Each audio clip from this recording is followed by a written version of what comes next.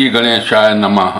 हिंदू पंचांग के अनुसार हर साल माह में आने वाली कृष्ण पक्ष की चतुर्थी तिथि पर सकट चौथ का व्रत किया जाता है।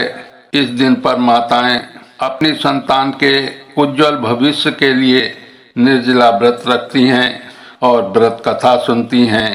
आइए आपको हम सर्वप्रथम गणेश जी की कथा सुनाते हैं, मन लगाकर सुनिएगा। बोलिए भगवान गणेश महाराज की। सकट का व्रत भगवान गणेश की पूजा को समर्पित होता है।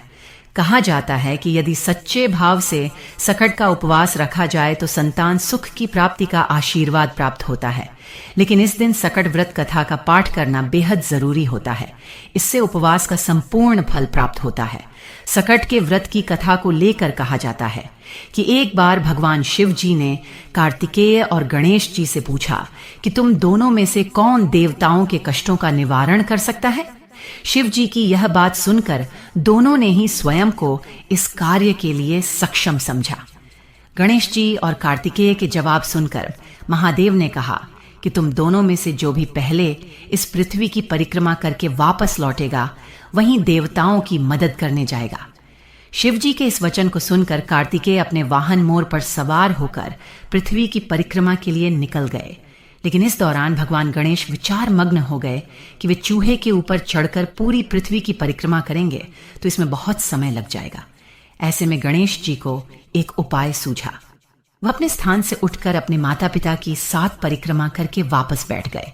वहीं पृथ्वी की पूरी परिक्रमा करके कार्तिकेय भी लौट आए और स्वयं को विजयी बताने लगे। फिर जब भोलेनाथ ने गणेश जी से पृथ्वी की परिक्रमा न करने का कारण पूछा तो गणेश जी ने अपने उत्तर में कहा कि माता पिता के चरणों में ही समस्त लोक है।